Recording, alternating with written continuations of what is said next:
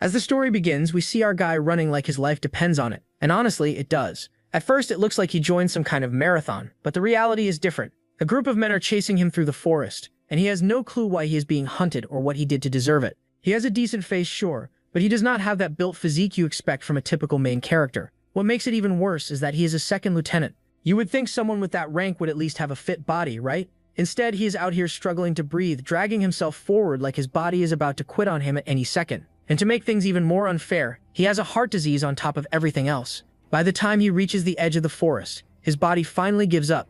He starts coughing up blood, his vision shaking, and then a seizure hits him just from running. He turns back with tired, baggy eyes and sees his pursuers closing in, led by Lieutenant Indong. At the very edge of death, he somehow gathers the strength to ask the question that has been eating at him this whole time. Why are they doing this to him? Instead of answering like a normal human being, that bastard mocks him, calling him a rejecter and saying he should have died a long time ago.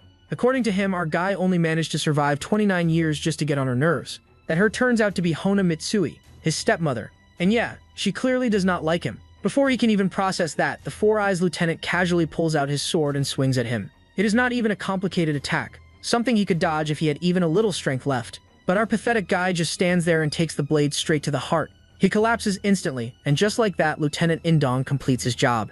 This clears the way for Mitsui's two children to become the sole heirs of the Paju estate. Now, this world was not always like this. It used to be just as normal and boring as ours, with no powers, no magic, nothing out of the ordinary. Then everything changed in 2026 when a solar eclipse hit. Mana suddenly descended onto Earth, and things went downhill real fast. 90% of humanity died and civilization completely collapsed. It almost feels like the creator of this story saw the future and decided to turn it into a plot. But the people who survived adapted to mana and slowly rebuilt society. Of course, that is where things start getting wild. Demonic beasts began appearing, and even plants mutated into dangerous, poisonous forms. Suddenly, the world was no longer boring. It turned into a full survival game, the kind Gen Z would probably call finally worth playing. A new kind of war began, and with it came a strict hierarchy based on mana. And at the very bottom of that hierarchy sits our guy. His father, Brigadier Wombang, is a top-tier awakened master, basically built different. Naturally, that makes the son look even worse in comparison, like the one rotten banana in an otherwise perfect bunch. Even though he is the eldest son, he cannot use mana properly.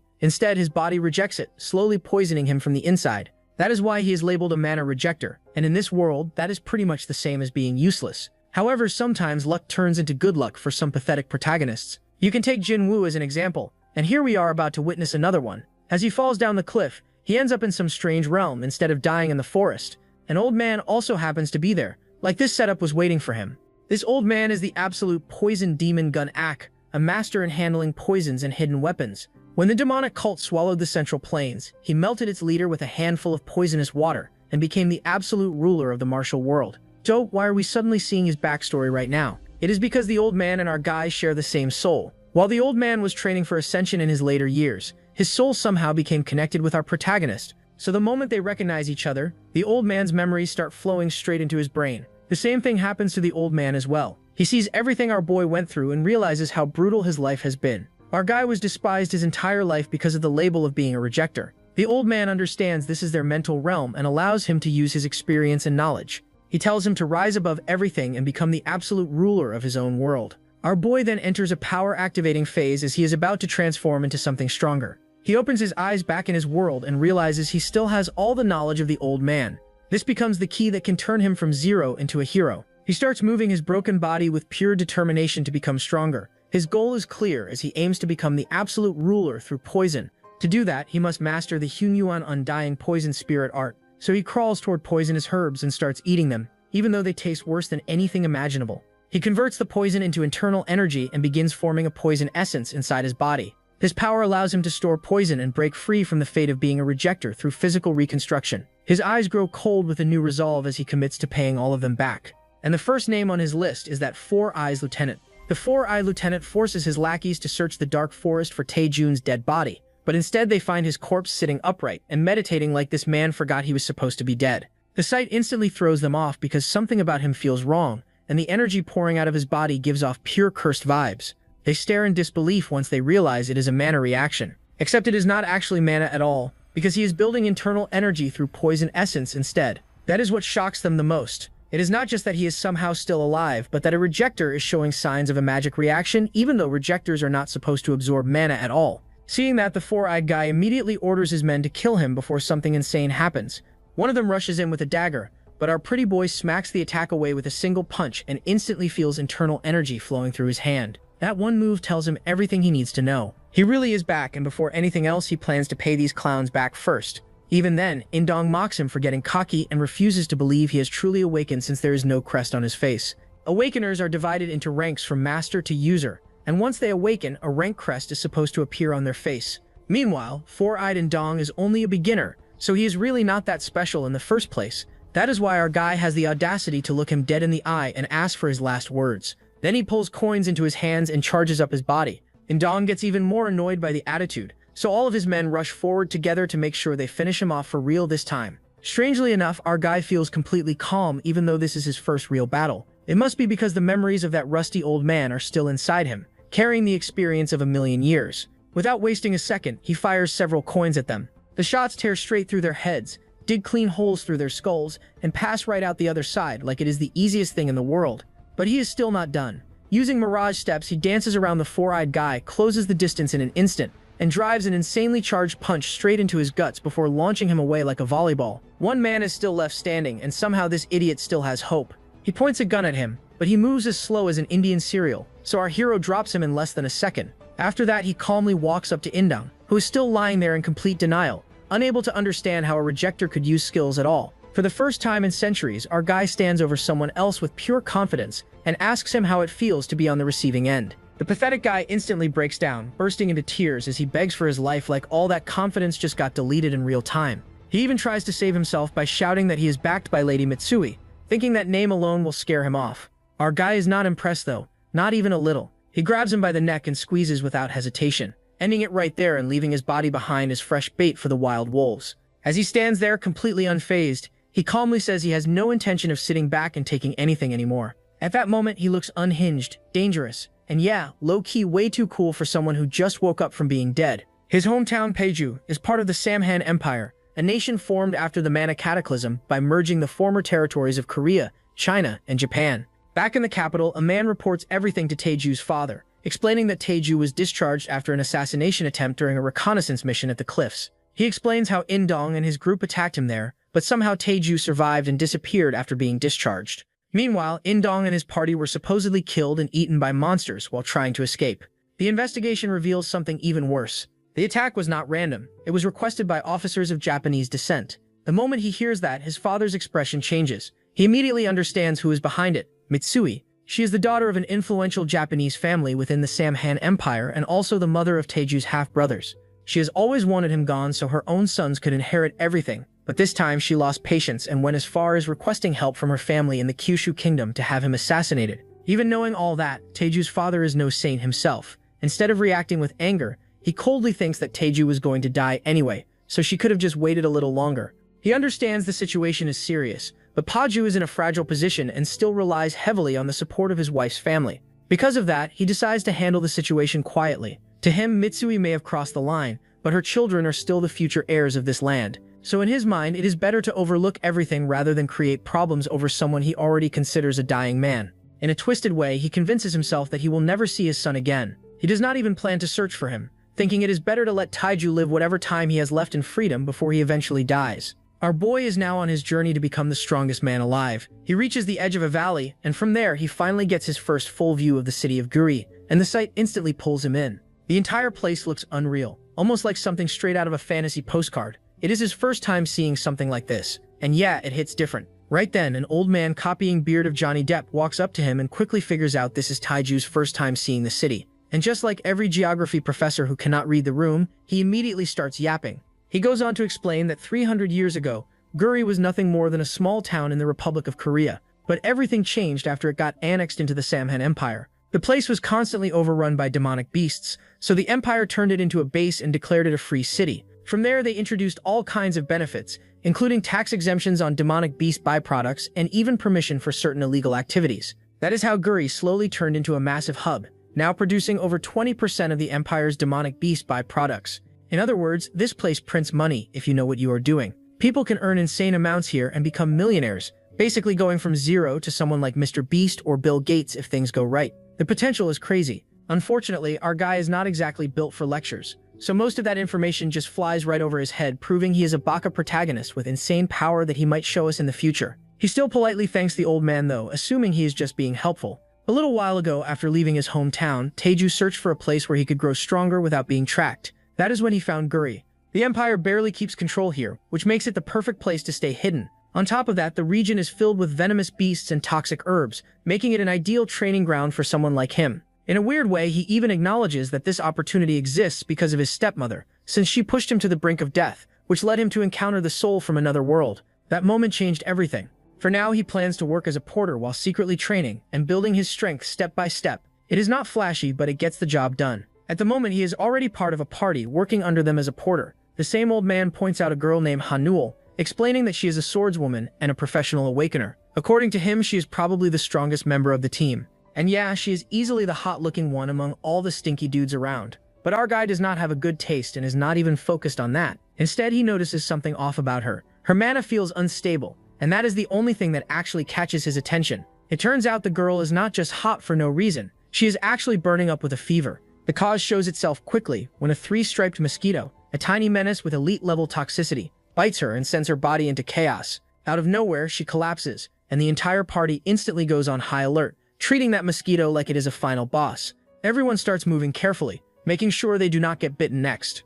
At the same time, a red-haired baddie steps in without hesitation and launches a fireball so massive it looks like she is trying to delete the mosquito from existence. Meanwhile, our boy just stands there confused, wondering why everyone is overreacting to what looks like a random insect. The old man quickly explains that this is no ordinary mosquito. If it bites someone, their mana disappears temporarily, and entire parties have been wiped out because of a single one. So yeah, anyone who stays calm in that situation is either a genius or completely unhinged, and our guy is leaning heavily toward that second option. Right then, memories of the old man Gunok surface in his mind, and he recalls a poison that perfectly matches the symptoms he is seeing. To confirm it using his poison spirit art, he takes the opportunity to place his hand on her abdomen. Who would not take this opportunity to get a chance with a hottie? As he checks the flow of energy inside her body, he suddenly pauses for a second. Whether it is the situation or butterflies in his stomach, something definitely feels off. Meanwhile, one of the party members starts shaking because the venomous environment is getting to him. He urges the leader to retreat before things get worse. Just then, they hear rustling in the bushes, and everyone immediately gets ready for an attack. But instead of a monster, a small rabbit hops out, somehow scaring a group of grown fighters like they just saw a ghost. They relax a bit and decide to fall back. Unfortunately, that decision comes a little too late. Out of nowhere, ogres appear and swing their weapons without warning, instantly taking down several members before they even realize what is happening. It goes from calm to chaos in a split second. The red-haired baddie reacts immediately and steps forward, telling everyone else to retreat while she holds the ogres back. She clearly knows she is the only one who can buy them time. Meanwhile, our guy is still holding onto the unconscious girl, casually talking to the old man and telling him to get moving. He claims he will stay behind to help the red-haired girl, although his reasoning is a little suspicious. Before that, he carefully lifts the unconscious girl and places her onto the old man's shoulders, making sure they can escape safely. As they start moving, he notices something strange. The ogres are not acting randomly. They are moving in formation, almost like they are being controlled or following orders. The red-haired fighter goes all out, showing skills on the level of Mirialina Vermilion, launching a blazing fire lance that cleanly takes down several ogres at once. But even with that power, one of them manages to slip past her and head straight toward the porters. She reacts instantly and creates a massive wall of fire to block its path, confident that she has stopped it. For a moment, it seems like she succeeded, but then out of nowhere, another ogre appears behind her. She does not even notice it, and in that position, she has no way to counter what is coming next. Instead of showing how our boy jumps in and flexes his power, the scene suddenly shifts to old man Gunok. Turns out he has actually ascended to the immortal realm, the place every martial arts grandpa dreams about, all thanks to the soul-sharing experience he had with our guy. After gaining knowledge from Earth, he finally understands the path to immortality and makes it there. But now that he is living that dream, he low-key regrets it, because the so-called immortal realm is full of old geezers acting like kids, throwing hands for no reason and smashing each other's heads like it is some kind of playground. No discipline, no ethics, just pure chaos with unlimited lifespan. Even then, he decides to relax and try to see the bright side. While chilling, his thoughts drift toward Taeju. They share the same soul, but their lives shape them differently. Gamak became a master of martial arts, while Taeju grew up facing nothing but cruelty. Still, he hopes Taeju grows stronger quickly and reaches the 7th star of the primordial formless poison spirit art. That is the level needed to surpass the master stored in Taiju's memories. He wants to meet him again someday, but before that, he plans to discover new techniques to teach him. Unfortunately, peace does not last long. Out of nowhere, another old man launches an attack straight at his head, mocking him for looking down on swordsmanship. The same Gunak who was just judging others a second ago immediately gets triggered and jumps into the chaos like the rest of them. So yeah, even he cannot escape the brain cell deficit of that realm. Now back to the real world. Just as the ogre is about to take down the red-haired baddie, our boy suddenly rushes in and knocks her aside with his arm, pulling her out of danger at the last second. Without wasting time, he uses his weapon technique and fires several coins. Each shot lands perfectly, piercing through the ogres and taking them down in a single hit. The fight ends almost instantly, and even he is a little surprised at how strong he has become. Deep down, he knows all of this comes from the old soul inside him. Even so, he does not plan to show off. Staying low-key matters more right now, so he keeps his composure and avoids drawing too much attention. Obviously, it looks insanely suspicious that a porter with no crest just wiped out all those monsters like it was nothing. So instead of standing there like a hero, our boy immediately switches gears and starts picking up all the coins he threw. It is honestly wild because he is sitting on stacks of money, yet he still cannot afford a proper weapon, so he is out here using pocket change as lethal ammunition. As he gathers them one by one, he suddenly notices that one coin is missing. His eyes trace the area, and he finds it embedded deep into a tree trunk. When he walks over to pull it out, something familiar starts buzzing nearby. That same three-striped mosquito shows up again, casually hovering around like it owns the place. Without even hesitating, he reaches out, grabs it mid-air, and just lets it bite his hand. It is the exact same mosquito that bit the burning hot girl earlier, so now he finally gets to observe its poison directly. As the venom spreads, he feels his internal energy scatter, breaking apart the flow inside his body. That is when it clicks. This effect is identical to the energy-scattering poison from the martial world.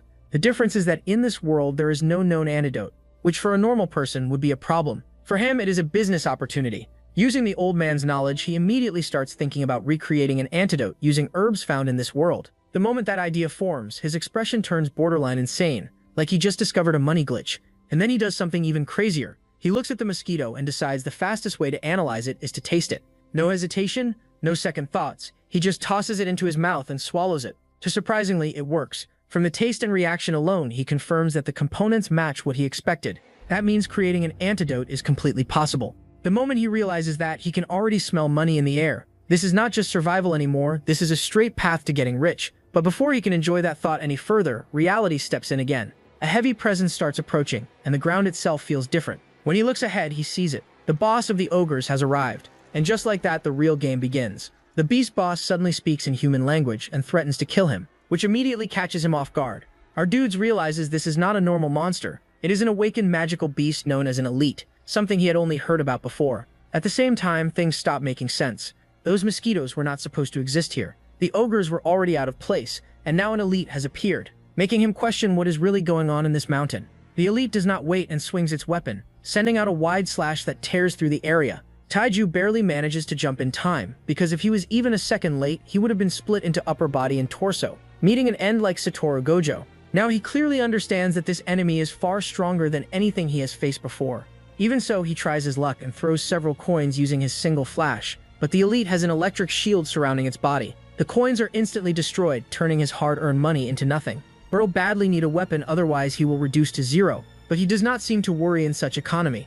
Otherwise, he is just burning through resources for no gain, although he still does not seem too worried about it. The elite lets out a growl, snapping him back to reality. He notices that he has been hesitating, and that alone irritates him. If the old man inside him saw this, it would be nothing but embarrassment. So he steadies himself, gathers his energy, and charges forward again with one clear thought. No matter what stands in his way, he will break through it. He activates his new skill, Iron Poison, and rushes in. Even the name sounds questionable, but the intent behind it is not. The elite swings its axe, and Taiju meets it head-on with a punch. The impact sends a shock through the surroundings, their clash echoing through the area. After that exchange, both of them remain standing. The elite's massive body shows no damage at all, while Taiju stares at it, already thinking about finishing this fight no matter what. Before anything else can happen, someone suddenly appears. A handsome man copy hairstyle of Aizen with overwhelming presence steps in, and cuts through the elite in an instant, slicing it into multiple pieces like Levi Ackerman taking down Beast Titan in that fight. The elite falls apart completely, reduced to pieces as if it never stood a chance.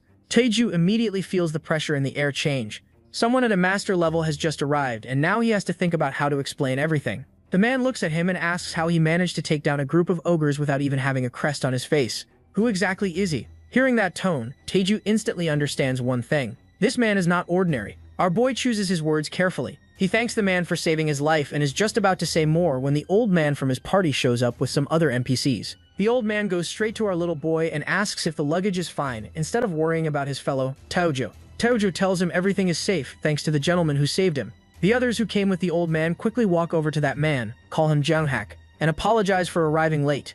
Then the old man explains to our guy that Guria is a free city, so it is managed by the Autonomous Committee instead of the Imperial family. He adds that Junghak is one of the 3 standing committee members with voting rights. On top of that, he is also the head of the Negodon Guild, the group in charge of security, and a master rank awakener. Since porters like them pay tribute to that guild for protection, the old man immediately makes our boy bow his head and thank Junghak properly for saving him. Taeju follows along and introduces himself as a porter who recently arrived in Gare.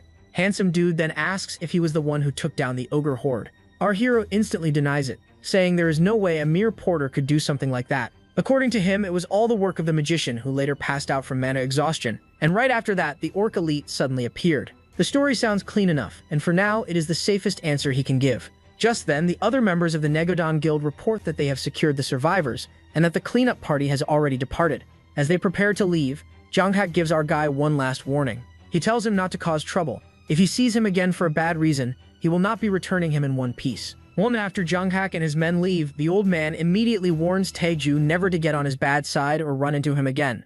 According to him, Junghak may be called the security captain, but he takes bribes from bad people and conveniently looks the other way. The old man says he only joins patrols to show off and maintain his reputation. Apparently the man is pretty skilled at backbiting too, because he keeps going without holding anything back. He explains that he was in a hurry and happened to run into Junghak, so he brought him along, otherwise he would have called someone else. Well, it's just a beginning. Our boy would have a crazy relation with the handsome boy. With that matter settled, they prepare to pack up the precious luggage and leave before another kind of trouble arrives, especially the kind that comes in the form of a monster or a master. Like a random Sunday when reality suddenly hits you with all your past failures, our handsome guy starts to crash out a little. The thought sinks in that if Juyuk had not shown up, he would have been dead right there. That realization hits harder than anything else. He starts questioning what he has even been doing all this time. Soon he comes to a clear conclusion. He had just been too cocky after escaping the fate of a rejecter, acting like he was untouchable just because he managed to beat an awakened once. Thinking about it now, he feels embarrassed, especially toward the old soul inside him.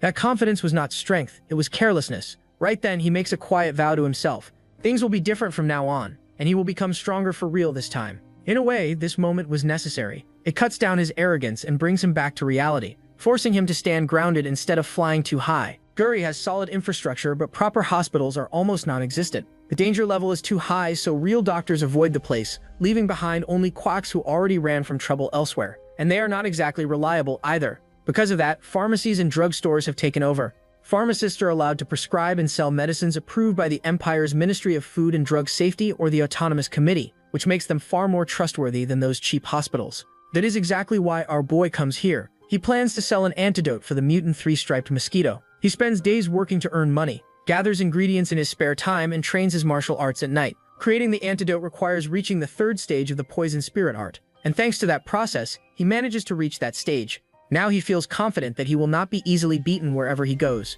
He walks into a drugstore and announces that he has something to sell, so he wants to meet the owner. An old man steps forward, introduces himself as Bak Hongpyo, and tells him to speak. Our man explains that he has come to sell a medicine he formulated himself. But Hongpyo already looks tired of hearing similar claims from random sellers, so he shows no interest and tells him to try his luck at the labor market instead. While the old man keeps talking, our hero calmly drops one line that it is an antidote for the 3-striped mosquito. That single sentence makes Hongpyo turn around instantly. Our man then takes out a bottle and explains that it is taken orally and can also be used as a preventive measure. He adds that its effect lasts for up to 10 hours. Hearing that, Hongpyo loses his temper and calls it nonsense, saying that if Taeju wants to run a scam, he should at least make it believable. Even then, Taeju stays calm. He places 2 bottles of the antidote on the table and leaves his contact number. He tells them to test it and contact him if they are interested. They have until midnight tonight. After saying that, he turns around and leaves, while everyone inside the store remains stunned. Jutsu, built like a tank, picks up the antidote bottle and looks at Baek Hongpyo,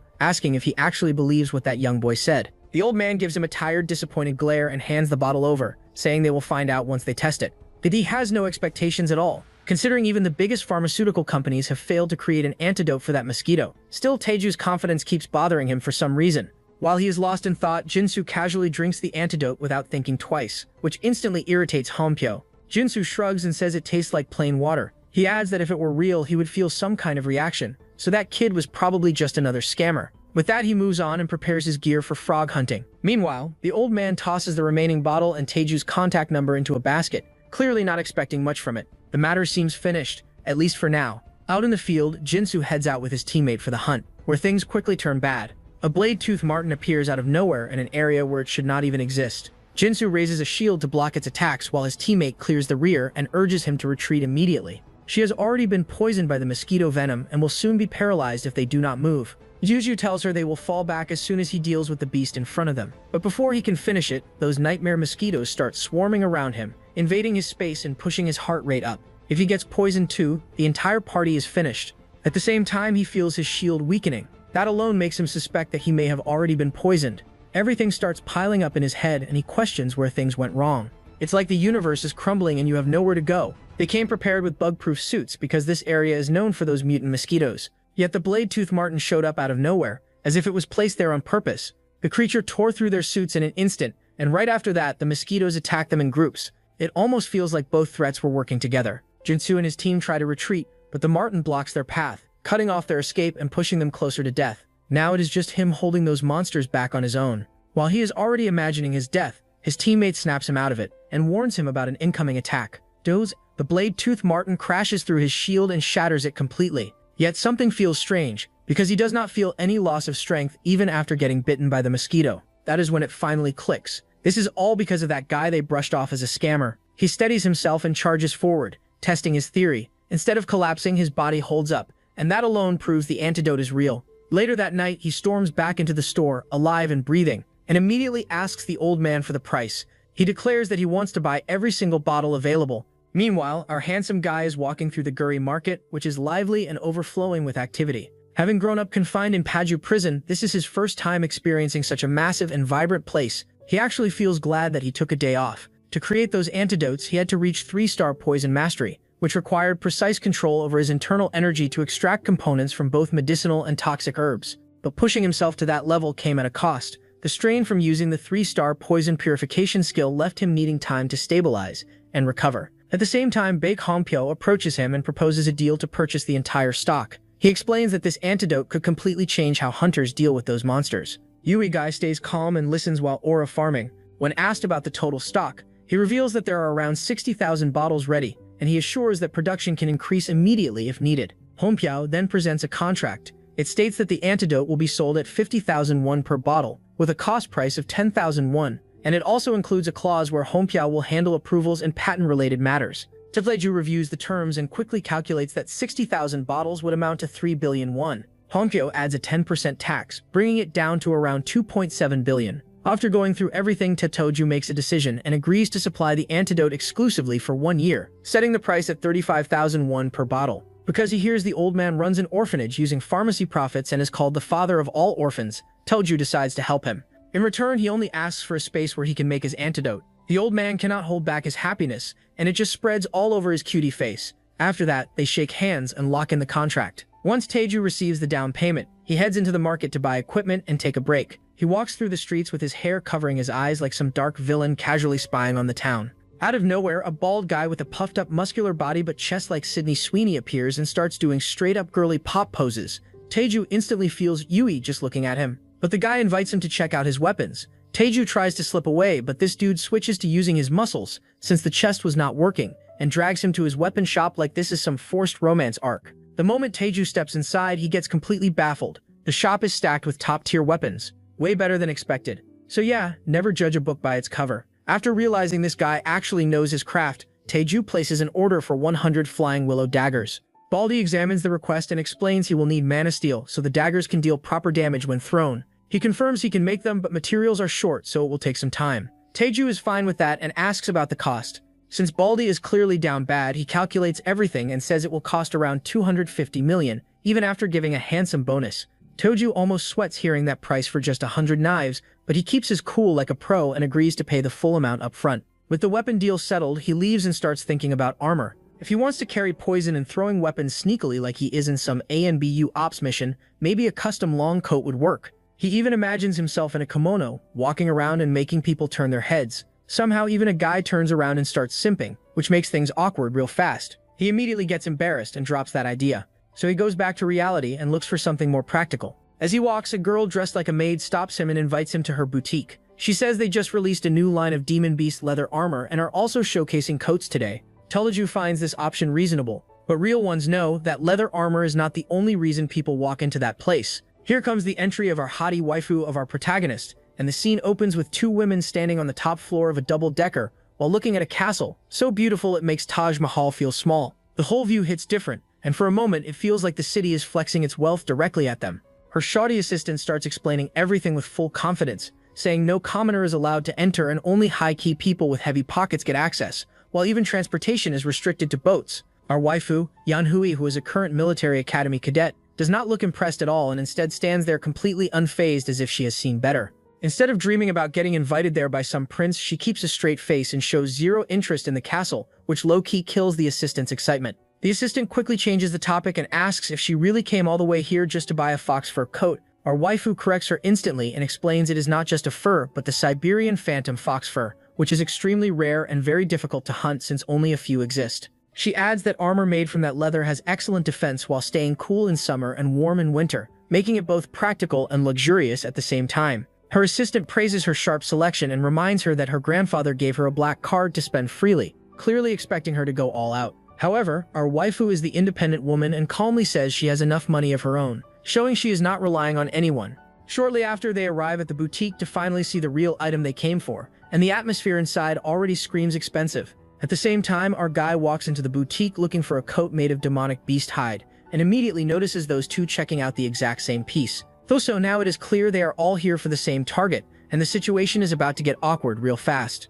The salesperson who was serving those ladies walks toward our boy to welcome him, and that is when the plot decides to cook. It turns out to be the red-haired baddie, and she recognizes him instantly while our protagonist just stands there with zero memory loading. This guy is actually that dense because even after looking straight at her bomb chest, he still cannot connect the dots. She reminds him that she was in his team when the orcs attacked, and only then does the situation start making sense in his head. She explains that she works at the boutique as her main job and joins subjugation missions as a part-timer, and she genuinely seems happy to run into him again. Meanwhile, our man starts sweating, and it is hard to tell whether it is pressure or because she is simply too hot to deal with calmly. Either way, he tries to sneak away because back then he gave her all the credit for taking down the orcs so he could stay low-key and gurry without drawing attention. He always knew the truth might come out one day, but he never expected it to hit him like this. Just when he turns around to leave, she grabs his hand and stops him on the spot, completely ruining his escape plan.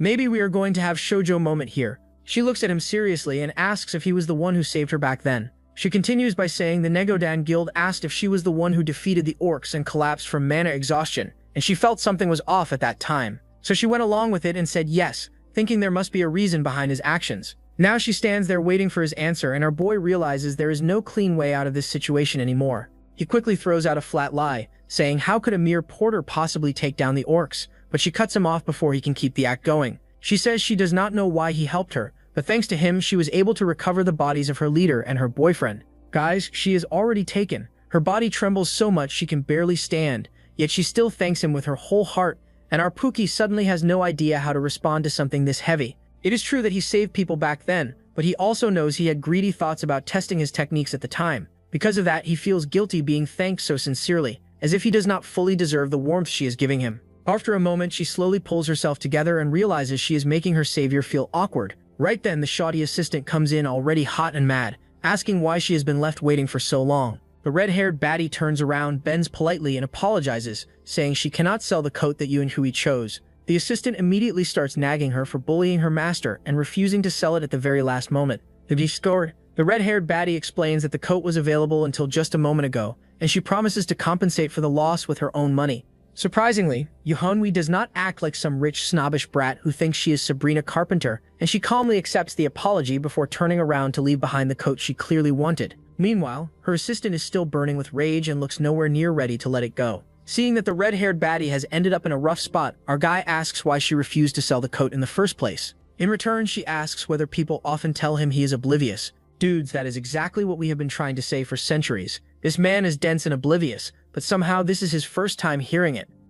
Then she finally explains herself and says she wanted to repay her debt with that silver fox fur coat. Our protagonist immediately refuses and says he cannot accept it, because his intentions were not pure back then and he only happened to save her in the middle of everything. She shakes her head and tells him that intentions do not matter here because the truth is still the truth, and he saved her. She adds that if it really weighs on his mind, then he should just save more lives from now on. Our boy has never received this kind of gratitude before, only criticism, cold looks, and hateful side eyes from people around him. So even though the moment feels heavy and burdensome, something inside him also feels strangely tickled and glad at the same time. In the end, he accepts the coat with gratitude. We are shifted to the immortal world where an old soul named Dongbin has grown completely bored and starts analyzing his surroundings for entertainment. Everyone here looks the same with white robes and long white beards, and the only difference is their hairstyles, where one has a single strand hanging while another flexes 2 strands lifted. However, that old man Dang Gunak is built different, because his taste and fashion sense stand out in a realm full of copy-paste grandpas. He sometimes pulls up in full sugar daddy outfits and trims his hair as if he is about to go out and bag some immortal baddies.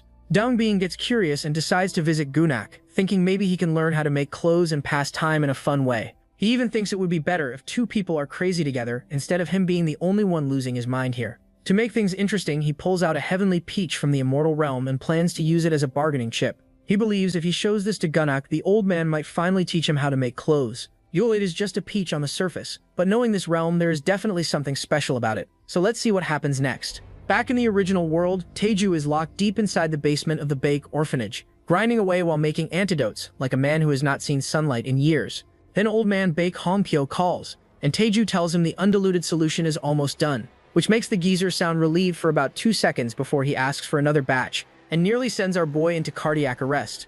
Hold on now. Another batch? Taeju already sent one yesterday, and these people are already back like addicts lining up for a limited sneaker drop. Hongpyo then breaks the good or honestly terrible news that word about the medicine's effectiveness has spread, so people are swarming in like their lives depend on it, which, to be fair, they kinda do. Everybody wants to grab this lottery-level item before it gets slapped with the sold-out tag again, and if somebody cuts the line, people are apparently ready to throw hands right there on the spot. Cunning Taeju quickly tells the old man to make an announcement, saying supply will stay steady and purchases are capped at 2 bottles per person. Our boy is not about to let these maniacs turn medicine shopping into the Hunger Games. Hongpyo gets what he is doing, but he also points out that fake copycat drugs might start showing up sooner than expected, since they keep using the sold-out sign like it is part of the brand. Taeju says they will just come up with another drug, sounding calm on the outside while knowing full well that is complete nonsense. Nobody is recreating this stuff unless they also have cheat code knowledge from another world. Then he asks Hongpyo when the packaging machines are coming in, because now the packaging takes longer than the actual manufacturing, and they still have another pile of bottles waiting to be filled. Our boy has not even gone back to his dorm for a whole week and is basically living in this basement like a paid actor in a prison documentary. Hongpyo promises he will hurry, while outside a bunch of kids are busy arguing about the ghost inside the orphanage base. One cute little girl is scared out of her mind and swears there is a ghost hiding in the room, while some boy full of teenage confidence says it is probably just a beggar squatting in their secret base and declares he is going to kick him out. Thro really thinks this is his superhero origin moment. Then the door to the base suddenly opens, and out steps a shirtless figure reeking like doom itself with a creepy smile on his face. The kids instantly freeze, get chills down their spines, and bolt out of there with their souls halfway detached from their bodies. Sadly for them, the terrifying ghost is just our handsome guy who has been stuck in that basement for a whole week packaging bottles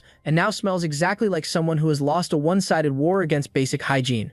On top of that, the weird mustached old man has already called him in to fill a porter spot on his team, so Taeju decides the bare minimum move here is to take a bath before showing up and traumatizing the whole squad. But right then, another hottie shows up, Hongpyo's daughter herself, and the 2 kids instantly hide behind her like they just found the only functional shield in the area. Turns out they did not call her down there to admire the scenery. They basically summoned her to throw hands with the so-called ghost. She asks if Taeju is the one working with her father Hong Kyu, and once he figures out who she is, she introduces herself as Baek Sa-yen from Baek Orphanage. The kids had been yapping non-stop about a ghost in the basement, so she came down to check for herself, and she also brought a box with her. That box contains the prototype weapons Taeju ordered from that weird baldy's shop.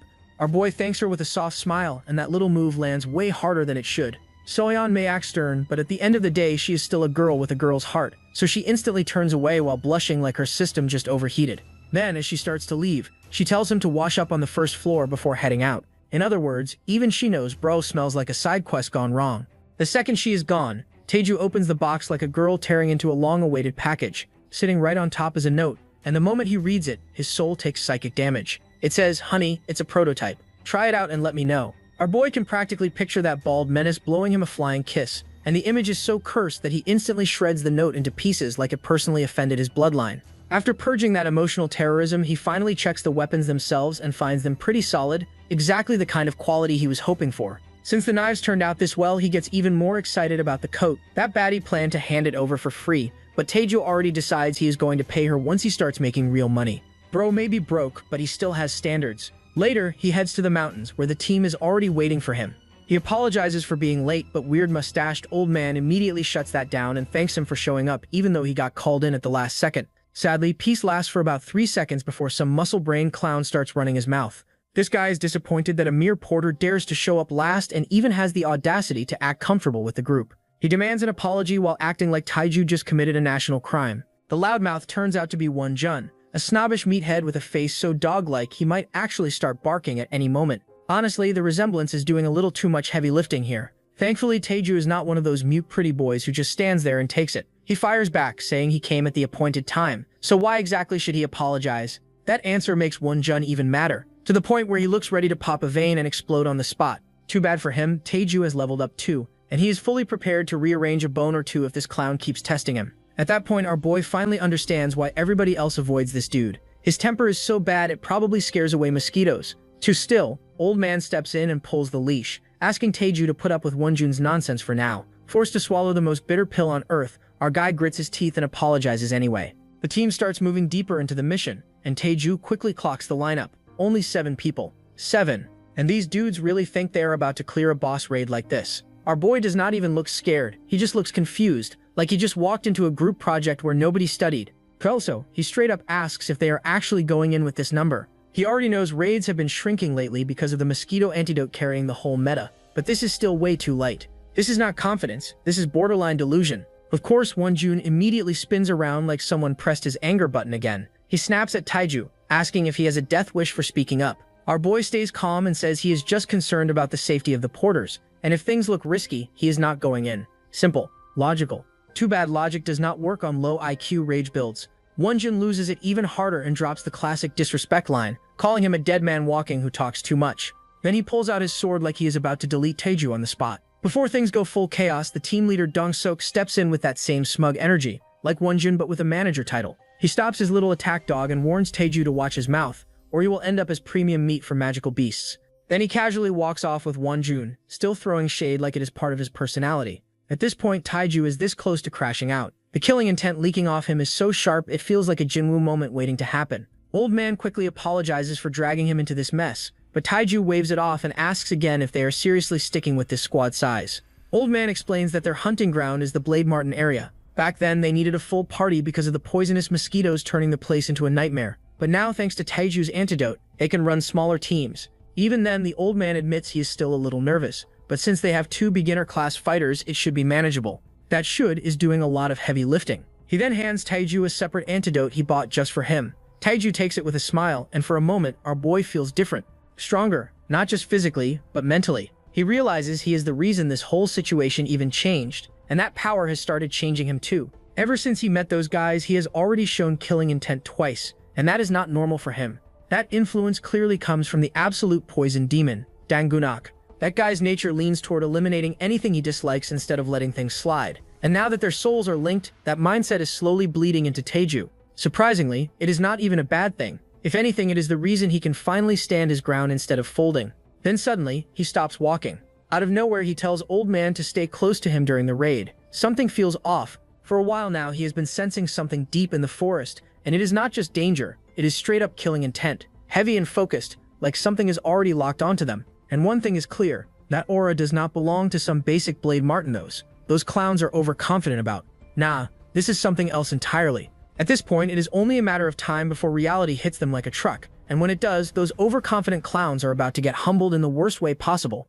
Let's switch lanes to the Muram world, where things are already going left in the worst way possible. The Zhuji clan is on fire, literally, with flames spreading everywhere while chaos takes over like it owns the place. In the middle of all that madness, young Gunak is out here moving different, running a full rampage. And just to make it disrespectful, this man is casually moonwalking through the battlefield while cornering the clan leader Zhuji Chun. Yeah, the same Zhuji Chun known as the Thunder Demon. That title sounds scary until you realize he is currently getting pressed like a weak side character. The reason behind this whole massacre is simple. The Zhuji clan got exposed for selling their souls to the demon cult, but Chun is still out here in denial, claiming they were framed like anyone is buying that excuse. Meanwhile, Gunak is not even listening. Bro is already 10 steps ahead. With a flick of his hand, he lifts multiple knives into the air, each one floating like it is waiting for a command, all aimed straight at Chun. Then, just to seal the deal, he shows him his own son's corpse and casually drops the truth. He caught the kid red-handed, slaughtering innocent people to create blood gems, so he figured he might as well deliver him back to his father personally. That is not justice. That is emotional damage with a delivery service. Gunak then makes it clear he has zero tolerance for people who hide behind the weak just to save themselves. That kind of behavior disgusts him on a personal level. And the moment Chun realizes his entire secret is out, the Thunder Demon suddenly forgets how to be a demon and switches straight to begging mode. Caution, he pleads for forgiveness and even offers to spill everything about the heavenly demon, hoping that will save his life. But Gunak is not one of those villains who listens to speeches and spares people for plot reasons. He does not negotiate with trash. With that same calm expression, he launches every single knife using his full power, sending them flying straight into Chun and ending him on the spot. Just like that, the Thunder Demon gets sent straight to hell, with Gunak casually mentioning the heavenly demon can join him there soon. Brawl really said group booking. Back on Earth, Wonjun and his squad are already done clearing several Blade Martins like it was a warm-up round. Wonjun pulls out an energy crystal and immediately starts talking crazy, mocking Taeju for questioning them earlier. He basically asks if our boy got his answer now, acting like he just carried the whole raid. Taeju is doing everything in his power to stay calm, because crashing out right now would be way too satisfying for them. The only reason these guys even pulled this off is because of his antidote carrying their entire performance. Without it, they would be folded faster than cheap laundry. Instead of snapping, he suppresses his killing intent, mostly because he does not feel like dirtying his brand new blades on people this irrelevant. 2 non-awakeners and 3 mana accumulators manage to take down a group of Martins. And yeah, that sounds impressive until you remember they are basically running on his cheat item. Still, Taeju is not focused on what just happened. He is focused on what is coming next. Because deep down, he knows one thing for sure. If they think that was the real threat, then they are about to get a very rude awakening. Taeju leans toward the old man again and tells him to stay close because the real show is about to start. And right on cue, a red-furred wolf steps out. The moment Hompyo sees it, his soul almost clocks out early, but Taeju stays calm and hands him the bag like he is about to host a live demonstration. Taeju, he is not even worried about the wolf's raw strength. What bothers him is how these things move in pairs. And just as everyone locks in on the first wolf, the second one pops out like a jump scare and snatches one of the guys clean. Bro gets turned into a one-piece meal before anyone can even react. Yoonjin swings his sword with those skinny arms and somehow the wolf reads him like a children's book and dodges perfectly. That is when panic finally hits, and he turns to the captain asking for orders. Unfortunately, the so-called leader is already gone, sprinting away with his tail tucked, leaving the whole squad, including his own girl, to get cooked. Seeing that, Wonjun pulls out his signature move, throw the porter as bait and run. Same cheap tactic, same trash mentality, and that right there is the final straw. Taeju steps in and pulls out his daggers and launches them with a flash so clean it feels illegal. One blade cuts through everything in its path, slicing the air, grazing both Wonjun and Dongsok's precious ears on the way, and then slamming into a rock behind them. That was not an attack, that was a warning shot with attitude. He starts talking, calm but deadly, calling out one for abandoning the team he is supposed to lead and the other for trying to feed the weakest to monsters, just to survive. Then he drops that same cold line, saying he hates trash who use the weak as shields to save themselves. At this point, he is not even hiding it anymore. He is starting to sound just like Gunak. The old man is barely breathing because one of the wolves is already dead and nobody even saw when it happened. Meanwhile, the second wolf growls, trying to flex some intimidation, but Taeju shuts that down instantly. He warns it that if it takes one more step, it is done. No hesitation, no second chances. Bro is already in a bad mood. Then he turns back to the team and asks if this is how they always operate when things get tight. Toss the weak aside and pray they survive. Wonjun, instead of feeling even a little shame, doubles down and says the weak are supposed to die for the awakeners. That line alone tells you everything about how this guy was raised. Too bad for him, Taeju is not weak anymore. So he jumps up onto the mountain, putting distance between them, and decides to flip the whole situation. He tells them to handle one wolf on their own, just so they can feel what it is like to be helpless for once. Our boy is basically sitting back, ready to watch the gameplay like it is a movie. One of the girls panics and begs Taeju to kill the wolf for them, offering to pay him anything he wants, but he shuts that down immediately. Another dagger flies out, landing as a threat more than an attack as he reminds them that he is just a porter and they are the fighters. They had all that confidence earlier. Now it is time to prove it or get folded trying. Wonjun does not drop the attitude for even a second. He charges forward, thinking he is about to end the wolf and prove a point, but the wolf moves faster than his ego can process. One clean swipe and his head is gone, rolling across the ground like it just unlocked a crossover with Aaron's tragic highlight reel. That confidence lasted exactly 1 second. Dongsok is still clutching his ear, furious and screaming threats at Taeju, promising he will kill him for that stunt. but while he is busy yapping, he forgets the real enemy is standing right in front of him. The wolf steps in, and just like that, his head gets separated from his body too. No speech, no drama, just instant deletion. Now only 2 girls are left. They never really showed hostility toward Taeju, but they also never stepped in or said anything when things were going wrong. Silence has a price. Taeju does not interfere, and the wolf handles them the same way it handled the others, clean and merciless. With everyone else gone, the wolf slowly turns toward the old man with the mustache, who is shaking so hard he can barely stand. That is when Taeju finally steps forward again. If the wolf had just walked away after taking out the trash, he would have let it live. But now it has gotten too confident. Charging in, he gathers power into his hand, a green swirling force that feels like it is about to rip the air apart, and slams it straight into the wolf. The impact explodes across the area, the force so massive it makes the beast resemble a fallen 9-tailed monster for a split second before everything gets wiped out in the blast. The old man stands there in shock. He never saw a crest on Taeju, so he assumed he was just a candidate, but this kind of power does not belong to a beginner. In that moment, everything clicks. That insane attack on the orcs earlier must have been Taeju too, and the guy clearly lied to hide his strength. After releasing all that pent-up anger, Taeju walks back toward him. The old man immediately drops down, begging for his life without even thinking twice. Our boy sighs and tells him to relax, saying he is not going to kill him, then casually asks if he is hurt anywhere. The old man shakes his head so fast it almost looks painful. Then Taeju makes one thing very clear. He asks for a favor, but the tone says it is not optional. Whatever he saw here stays buried. The old man understands instantly. No hesitation, he values his life way too much to mess that up. Taeju leaves the bodies behind, letting the forest take care of the rest. He did not strike them down directly, but he let them die, and he does not feel even a little guilty about it. People who throw the weak away to survive were never meant to make it out alive anyway. Meanwhile, at UJ Pharmacy, things are going downhill fast. A committee gathers to deal with the sudden drop in sales, and the owner of Nuri Drugstore is practically in tears. Their profits have been cut in half ever since Kim Taeju teamed up with VX Drug Shop and dropped that antidote into the market. Everyone is rushing to the VX store to grab Taeju's antidote, and while they are there, they end up buying everything else too. Meanwhile, the big players are sitting in a meeting looking stressed. The owner of New Horizon Drugstore is there, the guy who controls 70% of the market, while Chunwang holds the rest. Even with that kind of dominance, he is worried. Nobody can touch the VX store because of the autonomous committee protecting Hongpyo, all because he feeds a bunch of orphan kids.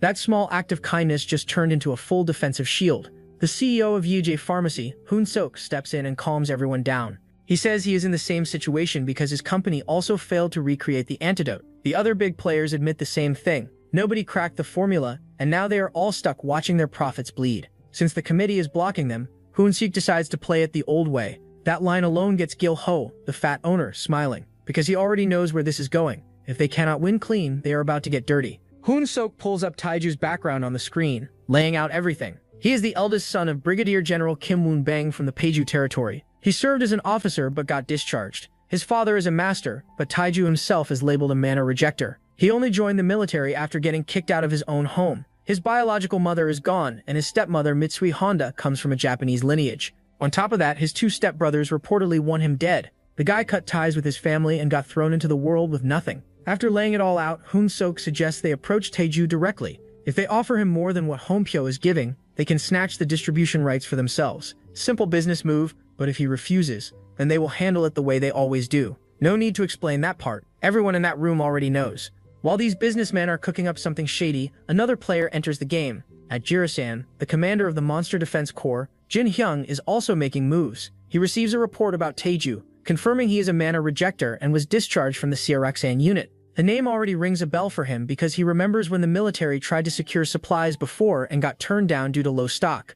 Imperial restrictions made it impossible to interfere in the Guri region back then, so they had to let it go. But now things are different. Taeju, being the son of a brigadier general, opens up a new path. If they can secure his antidote, they could launch a large-scale purge before the Jirasan monster wave hits. That would change everything. Jin Hyung does not waste time. He immediately orders his men to contact the Paeju territory and set up a line with Brigadier General Kim. One way or another, Taeju is about to get pulled into a much bigger game. That man actually calls Taeju's father and fills him in on everything, laying out all the details without missing a single point. His stepmother reacts the same way as always, staying sour and throwing a comment that even a slowpoke can have some talent, then has the audacity to call him R. Taeju. She immediately decides to book tickets to Guri and meet him, thinking he is still a naive kid who will get scammed out there. But his father shuts that down and tells her to leave him alone, reminding her that they already removed him from the family and he is no longer their son. She keeps going, but he puts her in place and tells her that if she has any conscience left, she should stop this right now. So yeah, looks like there is still a tiny spark of fatherly conscience hiding somewhere in him, even if it showed up a little late. Mitsui freezes for a second after hearing that word and starts wondering if he somehow found out about the assassination attempt. But then she calms herself down, because the assassins she sent are already dead, so there is nothing to worry about now. Instead, she switches direction and starts pushing another agenda, telling him to call Taeju and convince him to supply the antidote to the military. She adds that if he agrees, it could help with his promotion evaluation, and questions how long her father will keep supporting the already struggling Paju estate. Hongju estate. His father stays calm the entire time and clearly refuses, saying he will not beg his own son for anything. He tells her that if she wants the antidote, she should talk to Taeju herself. That answer sets her off, and she storms out without saying anything further, clearly holding everything in but ready to explode somewhere else. After she leaves, he lets out a long breath and looks relieved, because deep down he had already accepted that Taeju was dead. Now that he knows he is alive and doing well, something inside him softens just a little. He does not show it openly, but yeah, there are still some warm sparks left in that man. Meanwhile, our guy visits the boutique again, where his custom coat is already prepared, and the result is clean. The moment he puts it on, he looks way too good, with a face card that could rival Klein Moretti. He checks the coat and notices it is not just about looks because it has high defense and temperature control abilities built into it. On top of that, it has multiple hidden storage spaces, perfect for carrying all his knives without anyone noticing. The red-haired baddie watches him and assumes he must be some kind of weapon-focused awakener, considering how many weapons he carries around. Our man just gives a fake smile and agrees, because explaining the truth would only create more problems. When it comes to payment, he asks her how much he owes, but she refuses to take anything. However, he insists that she already gave him something that was reserved by someone else, which could have caused trouble for her. But she reassures him that she handled it by talking to Young Hui and sending her another item instead. Leonard Pookie pauses for a moment, clearly not used to this kind of treatment, then points toward another item in the store and decides to buy it. He says it would make a good gift for the kids at the orphanage, and at the same time it will help her increase her sales. So in the end, he still finds a way to pay her back, just not in the way she expected. After our boy insists, she finally agrees to sell it to him, thinking he is a different kind of awakener in a good way compared to the trash she has dealt with before. As she walks away, Hunsuk, the CEO of UJ Pharmacy, suddenly barges into the shop and says he has been looking for Taeju. Seeing some unknown man act as if he knows everything about him instantly makes our guy cautious, and bro is low-key slightly terrified too. He asks what brought him here, and how exactly he even found his location. That man smugly says there is nothing his association does not know, which is already enough to make anyone's skin crawl. Then he finally opens his eyes, throws him a threatening glare, and without wasting time tells Taeju to supply the mosquito antidote to them as well. However, our protagonist shuts him down immediately, and refuses without even trying to soften the answer. Hunsuk keeps pressing him and offers a supply price 3 times higher than Bake's drug shop, but our man still refuses and says he does not want to become someone untrustworthy.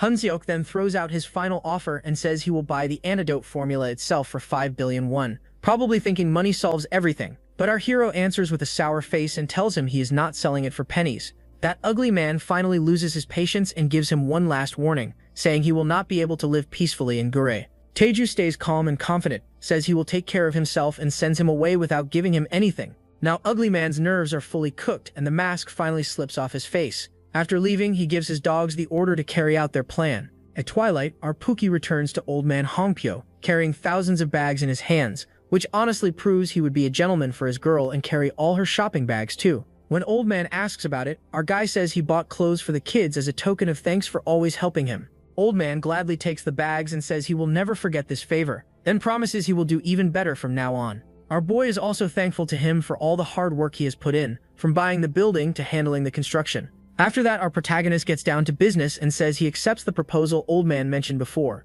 Meeting the CEO of Yaje Pharmacy helped him make up his mind, so now he wants to establish a pharmaceutical company just as Hongpyo suggested. He says he hopes old man will continue helping him with it, because he cannot do all of this alone. Hongpyo humbly accepts the request, and just like that, the two of them take another big step forward. Now our guy leaves the final touches of the building to old man because he is about to be away for a while. Until the company is officially established, our hero plans to focus on developing new drugs. Chaos Boundless Poison Spirit Art is a secret poison martial art created by the strongest man in Muram, our old soul man Dangunak. It combines the 5 elements Qigong and consists of 10 stages, and after reaching the 10th stage, one must awaken the poison spirit through enlightenment. Those who awaken it can use the secret technique called Rain of Myriad Flowers, which is exactly what Dangunak used to melt the heavenly demon with his poison hand. So yeah, this is not just some random technique, this is top-tier deadly knowledge. But back in the original world, our man is out there throwing hands with a deadly beast, and the fight is not looking friendly at all. Our guy jumps in with full energy, lands on the beast and drives a power charge knife into it, ending the fight in seconds. Right now, our protagonist is at the third stage of the poison art, and his level sits somewhere between a second-class and first-class warrior. Still embarrassing, but at least he is no longer getting folded instantly. The good thing is that Gunak's knowledge works as a guide for him, so his growth is not blind, he just needs to absorb unique poisons, which is exactly why our boy is training in the forest and farming poison from demonic beasts. After taking down the poison-clawed lynx, he checks its body and finds a huge poison sack, which for him is basically a bag full of gold coins. Our Pookie quickly takes his energy drink, stabilizes himself and retrieves his weapon. His next target is the spore poison elk, a deer-type demonic beast with 2 humps on its back, looking almost like a Bactrian camel. Even though it is gentle by nature, those humps are basically walking bombs for humans. When they burst, they release poisonous spores that can melt gas filters as if they are nothing, making them extremely dangerous. But visually, those spores fall in the air in a beautiful purple pattern, almost resembling snowfall. Your hero walks straight through it without hesitation, because for him this is not danger, this is food. He cannot let such valuable poison escape. He gathers the poison chi at one point, forming a compressed sphere, basically his own cheap version of Rasengan. Then he absorbs it into his body without wasting a second. After that, he uses poison spirit art to convert it into internal energy through meditation, and even though the process is not easy, he pushes through it. Since he already understands the components, creating an antidote for this poison will be smooth work for him later. Compared to Murum, Earth actually has more diverse types of poison, which gives him an even bigger advantage. Our guy makes one thing clear in his mind: he will never be weak again. With the massive amount of poison energy from the elk, he finally breaks through and reaches the 4th stage. That jump alone shows how fast his growth is starting to accelerate. Now it is time to head back, but something feels off. He has been away from Bike's drugstore longer than expected, and that uneasy feeling refuses to go away. He returns to the drugstore and greets Old Man Bike as if he just came back home after a long trip. Looking at all the empty boxes, our guy immediately understands that the business has not just been moving, it has been running. Old Man looks worried and says he tried calling him but could not reach him at all, which clearly had him stressed. Our boy casually says his phone was off because he was training and developing antidotes, and yeah, that is exactly the kind of person who disappears without a word. He then looks around and asks why everyone has those withering faces, as if they just came out of a horror movie. That is when Han Piu finally drops the bad news and tells him the pharmaceutical sales agents refused to supply items anymore and even took back what they had already given.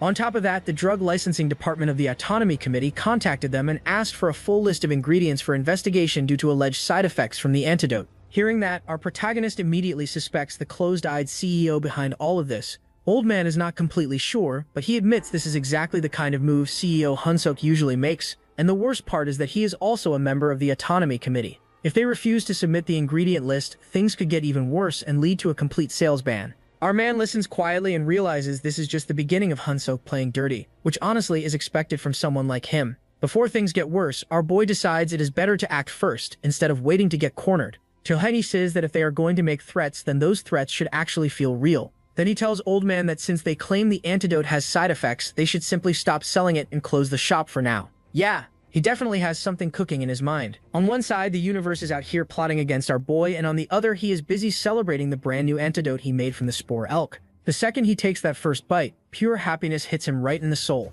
because this meat is famous for being the finest delicacy in the Empire. Because since the poison cannot be removed, any elk carcass found by chance gets snatched up by the Emperor every single time. Nobody else even gets a shot. That is why Taiju finds his own decision hilarious. Out of all the medicines he could have made, he ended up choosing the one thing that doubles as royal gourmet loot. At first, his plan was simple. He just wanted to reduce civilian casualties from elk poison during the demonic beast wave. But the moment he tastes the result, his whole mindset starts drifting. This is not just medicine anymore. This is the kind of thing people would get addicted to instantly. Looking around at everyone's happy faces, he starts cooking up another idea. Maybe this is the perfect chance to start an elk meat business too. And if he manages to supply the Emperor, who is completely obsessed with this stuff, then he might also get a chance to observe the Emperor's Grandmaster level swordsmanship. Bro is already building a business plan and a training arc at the same time. While he is busy daydreaming, the old man clears his throat and thanks him for serving something this delicious. He says he never expected the new medicine to turn into the terrifying elk antidote,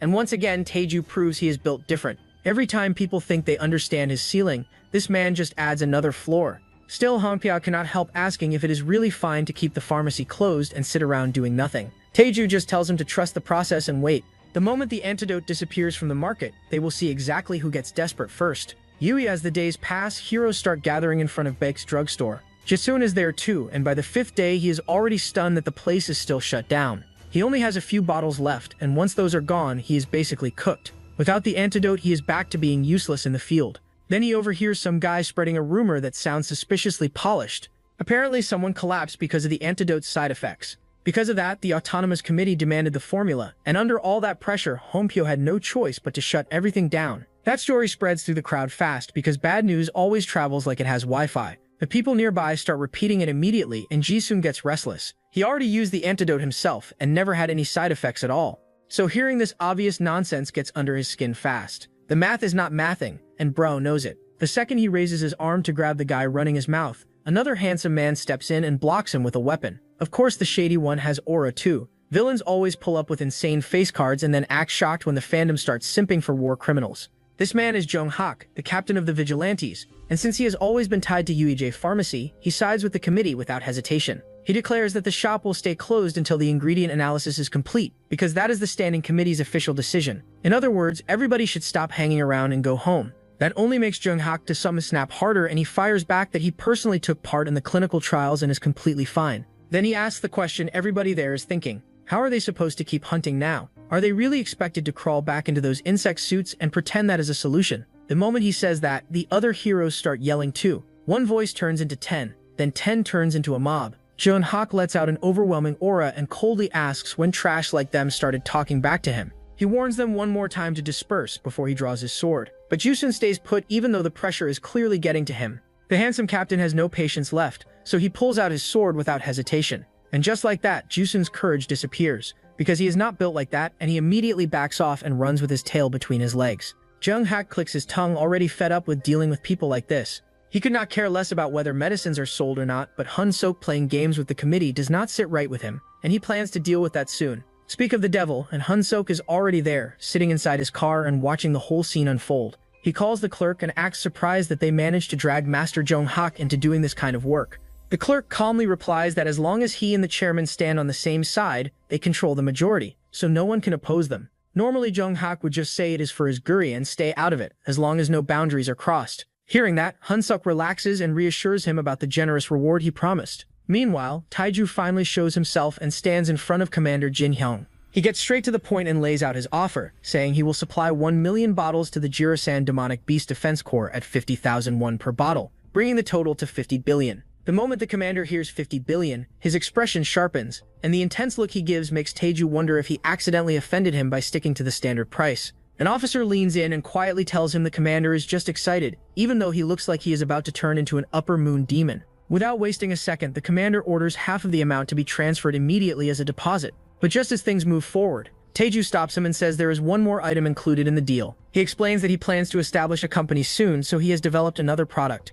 Instead of pulling out medicine, he reveals pieces of meat that look insanely appetizing at first glance, saying he prepared this especially for the general commander. The commander looks slightly disappointed, since he expected a new medicine and mentions he has been avoiding meat for health reasons. Taiju casually suggests giving it to the emperor instead, since it is the meat of the poisonous elk and would definitely please him. An officer nearby is completely stunned and blurts out if this is that legendary meat whose juices burst out like a fountain and taste heavenly. Our boy simply nods like it is no big deal. The commander suddenly cuts in, saying he has been thinking Taiju is a rare kind of man and that the military needs people like him. Then he asks if he has ever considered enlisting. And honestly, that question is wild, because this man basically grew up in a military household, so of course he has thought about it. Why even ask at this point? The Jirasan Medical Corps is stationed on the outskirts, still within the Shaman Empire, and their job is to control the demonic beast waves while keeping their numbers in check. From the start, the commander hates being assigned here, and honestly, who would not feel the same? If he successfully blocks the wave, it only counts as breaking even. But if he fails, all the blame falls straight on him. Still, for the first time, an actual opportunity lands right in front of him. His adjutant walks in and reports that the down payment has been transferred, and all orders have been carried out. Just as the commander expected, Taeju's sudden deal with them comes from his conflict with the Pharmacy Association led by Jo Hun Sok. The adjutant adds that tomorrow's newspaper will publish an exclusive scoop covering the antidote contract and the poison spore deer hunt. Hearing that, the commander praises him for the solid work and tells him to keep a close watch on Taeju moving forward while helping him with anything he needs. He also takes a moment to thank his adjutant for sticking by a powerless commander like him all this time. That one line hits hard, and the adjutant tears up, thanking him for finally recognizing his efforts. The commander pulls him into a warm hug and says they need to make the most of this chance and climb all the way up to the imperial family. The adjutant, still a bit confused, nods and quietly takes his leave while the commander stays behind yelling, "Long live Taiju," like he just found his ticket to the top.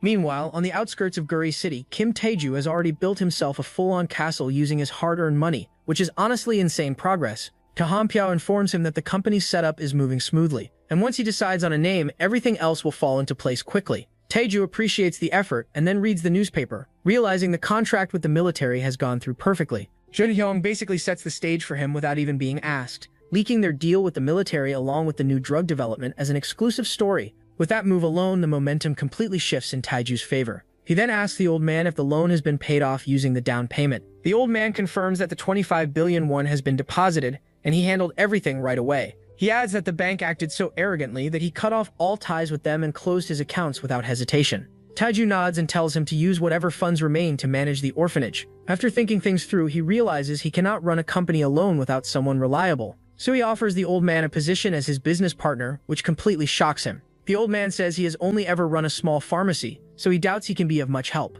Taiju immediately shuts that down and explains that while he knows how to make the drugs, he has no idea how to sell them, which means he cannot run this business without him. After hearing that, the old man finally agrees, but suggests splitting the shares 9-1. Taiju refuses right away and sets it at 7-3 instead, saying the company would not even exist without his involvement in operations. Left with no real way to argue, the old man appreciates the offer but still refuses to take part in daily operations. Instead, he recommends someone far more capable for that role, someone he knows from the orphanage. Her name is Baek Soyeon. She is the smartest among the kids, and if Taiju agrees, he says he can call her immediately. For 20 years, the old man has taken care of children who later climb their way into powerful positions, and those connections are now his real strength. Because of that, he feels even more certain that making Han Pyo his business partner is the right move. He agrees to bring in Seon to manage operations, and the two of them officially join hands to begin their business partnership. Right then, our guy comes up with the company name. He takes the Tae from Taeju and the Ham from Han Pyo, then combines them into Taeham Bio. The old man is genuinely impressed and tells him the name sounds amazing.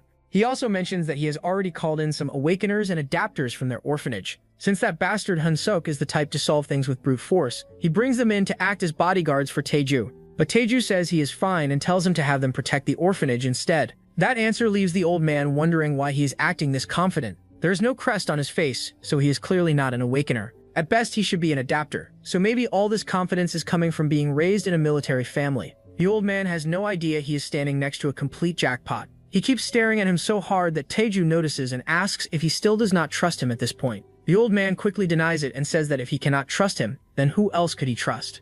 Taeju then asks him to bring those kids from the orphanage so he can see what they are capable of while also testing his poison spore deer antidote. He says he plans to go on a little hunt with them, so in the end they all head up into the mountain, with our boy leading the way like he owns the place. The kids are immediately impressed when they see the fox leather coat he is wearing, which is worth 4 billion won. His equipment is absolutely insane, but there is still no crest on his face. If he has really been working as a porter, then that means he is either a civilian or an adapter. From this point onward, the area is dangerous. So one handsome guy named Baek Chang-eun steps forward and warns boss Kim Taeju that magical beasts will start appearing soon. Because of that, he says he will take the lead. His father strictly orders him to protect Taeju after all. Our boy gives him a side eye and corrects him, saying he should call him Hyung Naim. Jin Kwon awkwardly repeats it, calls him Hyung Nim, and then asks him to stay behind him. Wool. He explains that even though the coat has high defense, it will still restrict his movement in combat. Since he is an awakener, he believes he can handle the situation better. Jin Kwon just stares at him with a blank face, and that instantly makes Jin Kwon apologize in case his words offend him.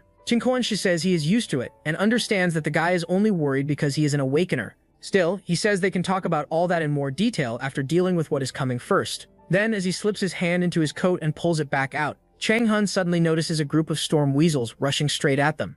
Now it is time to see if he is really as strong as he claims. All the kids get ready to fight the beasts, but panic kicks in when the creatures don't even flinch at the attack, almost like they are impressed by Naruto Uzumaki's shadow clone level chaos.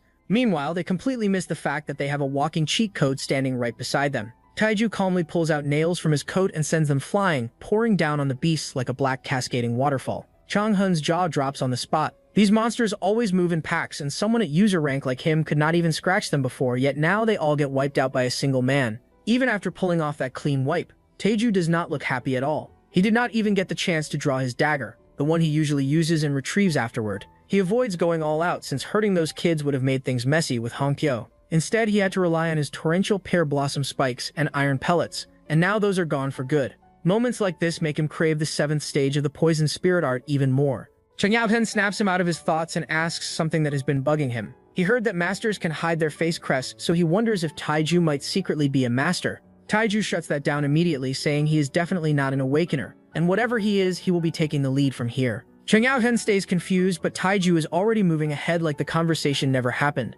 As they move deeper, they come across a poison spore deer just chilling, casually eating like it owns the place. It does not even bother reacting because it knows normal humans cannot touch it, thanks to those toxic spores. Unfortunately for it, our guy is basically its worst matchup. Taiju tells everyone to drink the antidote because they are taking that thing down. The group hesitates since the antidote is still in clinical trials, so trusting it right now feels like a gamble. But Changhan decides to put his faith in him. He drinks it and steps forward first, ready to engage. He tells the others to back him up with mana guns if the deer tries to run. The moment he gets close, the deer lets out a piercing screech that would normally freeze anyone in place. Changhan pushes through it anyway, and in one clean motion flashes past the deer and severs its head instantly. One of the girls suddenly shouts that it is about to explode, and right on cue the deer bursts, releasing a cloud of poisonous spores into the air. The whole scene turns almost ethereal as that toxic mist spreads everywhere. Taiju watches it unfold and actually looks relieved, since both Changhan and the antidote just exceeded his expectations. The rest of the group slowly realizes they are completely fine even under that poisonous rain, and the mood flips from panic to hype in seconds. The Taiju pulls their attention back and asks if they finally believe him now. He explains that this deer is all bark and no bite, and once its poison is neutralized, it is nothing more than a weak target. The blonde guy quickly apologizes for doubting him, while the girl casually says she trusted him from the start. With that settled, Taiju keeps the hunt going and starts teaching them how to properly butcher the deer.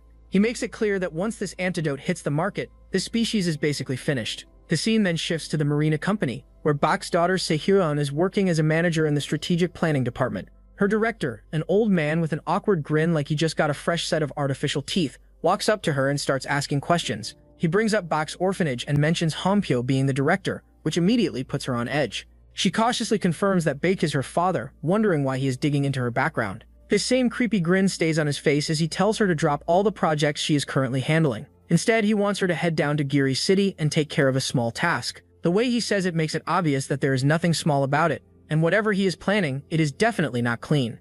She looks at him confused and asks why he is suddenly bringing this up.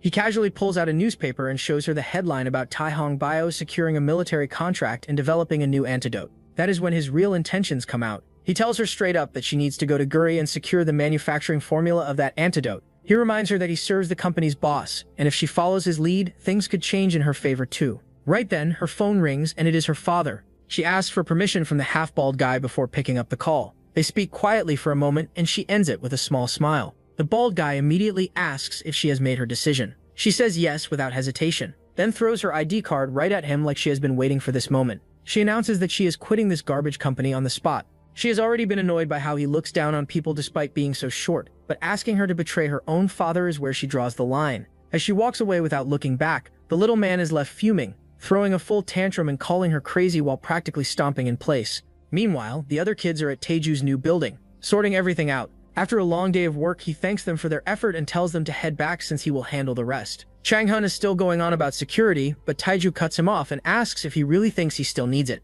Instead, he tells him to go protect the orphanage kids and the boss. Changhan gets the message and tells everyone to prepare to leave.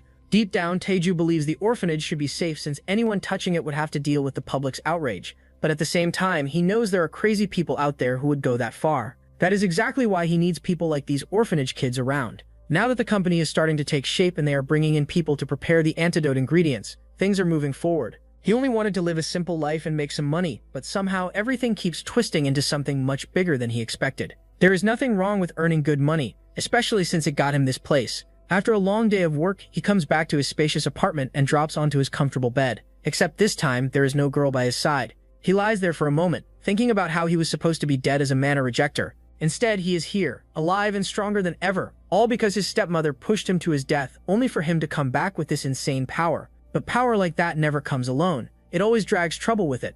Outside his building, a group of Giri's villains is already waiting. They are here on Hunsok's orders, and that guy just refuses to let things go. One of them, a dude with piercings, is already annoyed, saying if it were not for Hunsok, he would have just kidnapped Taeju and taken the formula himself. But the group manages to sneak inside the building and quietly makes their way up. Standing right in front of Taeju's room, they finalize their plan. They are going to inject him with a drug, knock him out, and carry him out like it is just another job. Simple, clean, and completely stupid. Because they picked the wrong target. The moment the sturdy guy steps forward and tries to inject him, Taeju calmly gets up and grabs his arm mid-motion. The boss orders him to move, but the guy cannot even budge. It is like his arm just stopped belonging to him. Then, in the blink of an eye, Taeju vanishes from his sight, snatches the syringe, and reappears right behind him, now standing in the middle of the entire group. Dar starts getting restless, watching him casually hold the drug while talking like nothing is wrong. But what happens next completely throws him off. Taeju hates injections, so instead of using it normally, he just pops the cap and drinks it straight. Knew it. He literally eats the drug. And just like that, the effect kicking in instantly as if it only makes him stronger, instead of slowing him down. Rumors start spreading that a gang in Giri's slums is dealing drugs that even the autonomous committee cannot shut down, which means someone higher up is clearly backing them. Now that same drug is sitting right in front of Taeju, and for a 4-star poison master like him, handling it is nothing.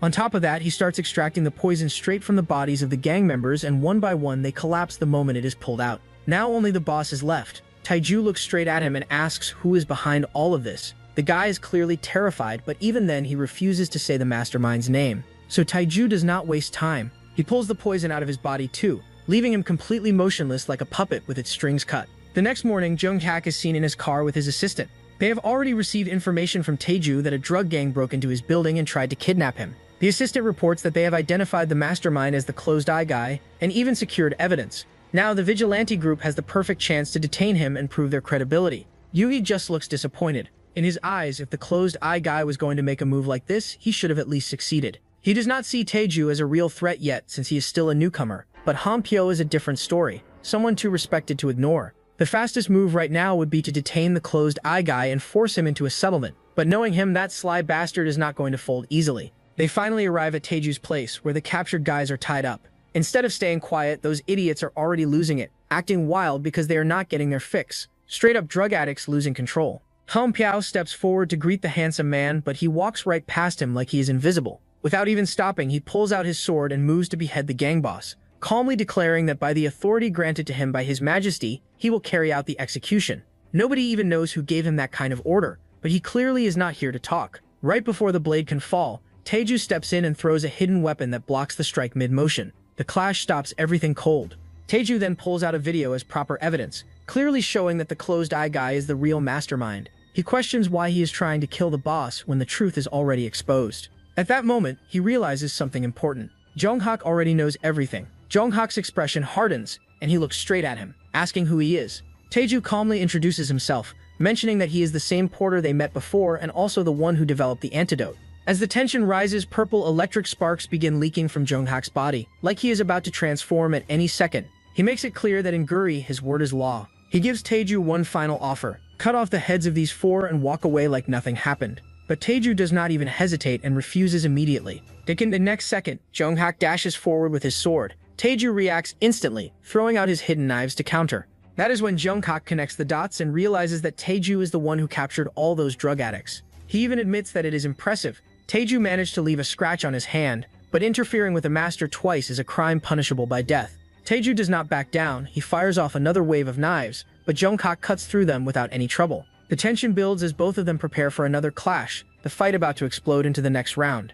Just then, a helicopter roars overhead. Jin-hyung and his team drop in from above, shutting the entire fight down before it can go any further. Jung-hak gets pissed the moment he sees that bearded man, and immediately takes it as the military interfering in Giri's city affairs. The bearded man stays calm and says he is not here as a soldier but just as Jin-hyung, then turns toward our man and asks if he is hurt anywhere. Our guy simply denies it without making a scene and keeps his composure in front of all these big shots. Then those potato-looking guys jump in and ask who the mastermind behind all this is, clearly trying to move the situation forward. These 3 are all master-ranked officers from the military, and they make it clear they will not allow anything to happen to the man supplying them antidotes. They even say they will assign off-duty officers as his personal security detail, which basically upgrades our boy's safety to VIP status overnight. Jung-hak, standing at a distance, watches everything and starts connecting dots in his head. He wonders if they already knew each other through Taeju's father's connections, because this kind of backing does not come out of nowhere. 4 masters in one place, and on top of that military authority, this is not something you casually argue against. He realizes these are not people you can reason with, so no matter how much it annoys him, he has no choice but to step back for now. Still, he is not the type to swallow humiliation quietly and forget about it. He makes it clear to himself that he will return and repay this moment properly. Just as he is about to leave, the bearded man throws a taunt and asks if he is already leaving. Jungkook responds coldly and says he is busy, unlike them who have time to interfere everywhere. The bearded man does not let that slide and fires back, saying if he was really that busy, he should have handled the trash causing trouble in Giri a long time ago. He even adds that if this is too much for his vigilante group, he can send backup troops to clean things up. The might hastens straight at his pride. Jungkook immediately rejects the offer and orders his men to take the captured people away and deal with them back at their base. But the bearded man steps in again and says those drug addicts are coming with him, because they dared to kidnap his close friend. Now Jungkook's anger spikes to the limit, and his veins are practically popping as he declares that this is a blatant violation of the imperial decree. The bearded man finally has enough and lets his red-colored power leak out, asking if he looks like a joke, just because both of them are masters. Then he pushes it further and asks what kind of punishment His Majesty would give if he simply beheaded the handsome man right here. That confidence hits hard, and for a moment even Jungkook looks shaken as sweat starts to form despite his composure. He tries to push back and show presence, but the other potato buddies step in and surround him, not even letting him lift a finger. The tension in the air becomes suffocating, and he quickly reads the situation before it turns ugly. So he gives the order to his men to get in the car, and just like that, he pulls back and leaves the scene. After he leaves, our guy and Hong Pyo thank Jin Young for arriving at the right time. It turns out Hong Pyo made the call when things got critical, and thanks to that, everything settled down cleanly, without losing control or letting those drug addicts slip away. Hearing that, the bearded man assures our protagonist that he will personally handle those people, and also track down whoever is behind the drug operation. He makes it clear they cannot risk any disruption to the antidote production, because the safety of the core depends on it. They need to finish this quickly so our man does not have to deal with Jungkook again. Meanwhile, our boy is lost in his own thoughts, replaying what just happened. He clearly remembers that Jungkook was hit by a 4-star poison dagger, yet he showed no signs of suffering until the very end. That thought lingers, and he starts wondering what would have happened if the bearded man had not stepped in. Would he have actually won that fight? That question alone pushes him to a clear conclusion. He needs to get stronger, because next time he cannot afford to rely on someone else to step in. As a military helicopter descends to take away the captured drug addicts, the scene looks like it is finally wrapping up. But just then, the story decides to take a turn. Jungkook returns in his car. At first it looks normal, but then something feels off. The scar on his hand starts to bother him, and slowly his veins begin to swell from that exact spot. The poison finally starts showing its effect. Those veins spread across his arm, then his body, crawling all the way up to his face. And with it comes unbearable pain, the kind that makes even someone like him struggle to stay composed. Yonghapia, the poison, was not playing around this whole time. Inside the helicopter, the boss of those drug addicts starts begging and says he will confess everything, thinking this is his last chance to save himself. The bearded man cuts him off calmly and says he already knows everything, then casually orders one of his potato fellows to take care of them. So our man just starts throwing them out of the helicopter one by one while they beg for their lives, and yeah, that problem gets handled real quick. Before wrapping it up, the bearded man also tells him to deal with Hunsok properly, and then orders the other 2 potato men to deploy troops at Taehong Bio. He clearly plans to use this whole situation as an opportunity to build a solid connection with our guy. Meanwhile, Sion is on her way when Chung-hun calls her and drops a bomb, saying Taeju went too far for the orphanage. He tells her that our boy donated billions and even created the antidote for the spore deer, which leaves her completely stunned. She can barely process it, and by the time she reaches the orphanage, her father welcomes her warmly, as if nothing insane just happened. She notices he is cooking something for everyone, and when she asks, he casually says it is spore poison water deer and they are having a feast. That line hits her again, and now she is fully shocked, because what Chung-hun said is actually real. He then takes her to Taeju, who is already there waiting, and the moment she sees him, the scene flips. Our guy is busy serving mouth-watering curry to the kids with a warm expression, and bro looks like he would be a perfect father someday, whether it is with Soyo or someone else. Old man introduces her properly, and our protagonist immediately recognizes her as the one he met before. She smiles brightly and admits she was rude to him back then, and now she says she is looking forward to working with him and will do her best to grow Taehong Budayo. Our hero, as expected, stays completely clueless when it comes to anything even slightly romantic. Right then, Major Minsu arrives with his men and salutes Taeju, informing him that they have been assigned as security for Taehong Bio. Our man thanks him for coming but still acts a bit stingy, saying space might be an issue. The Major calmly reassures him that they brought their own field camping gear so they will manage without causing any trouble. As they join hands, our boy casually invites them to have deer soup, and the timing could not be better.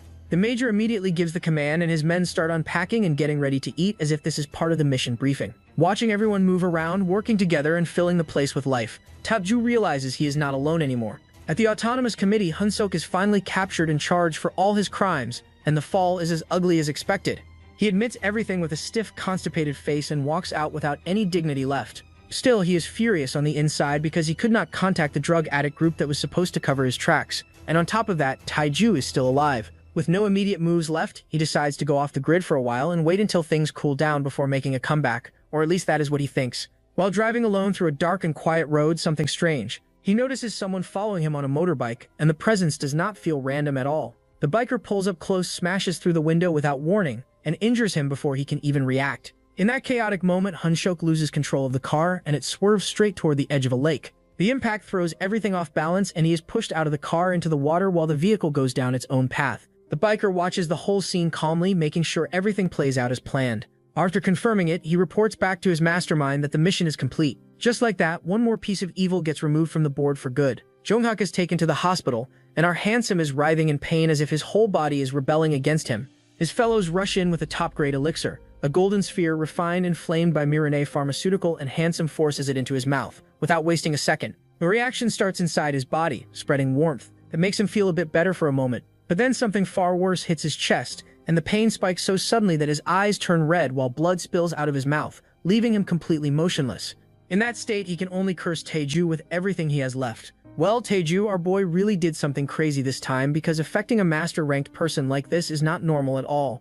Meanwhile, with Sehyoyun joining, the company is slowly taking shape and moving forward. But there is still one big issue, and that is the lack of variety in their drugs. That is exactly why our man heads to Jurisan Forest, planning to create a new antidote using the gallbladder of a giant moon bear. At the same time, he wants to gather more unique poisons to continue his training. It has not even been long since he reached stage 4, but the amount of spore poison he absorbed earlier was so massive that he is already close to breaking through stage 5. Our guy is basically speedrunning growth at this point. As he moves deeper into the forest, he notices a poison sap epidermis tree, which secretes venom from its bark to repel insects that try to eat it. Poison really does find a way to be useful everywhere. And yes, our Pookie actually takes a bite, because why not? Slowly turning himself into a walking poison factory. Then he spots a blue-bellied toad, whose poison is stored in the blue part of its belly and has anesthetic properties. Without hesitation, he picks it up and stores the whole thing in his bag, because bro is collecting creatures at this point. He keeps going, gathering more venomous beasts as if they are Pokemon. He even lets a centipede crawl over his hand and studies it calmly, finding some strange satisfaction in it, giving off full Orochimaru energy. Dudes, this man is actually enjoying poison at this point.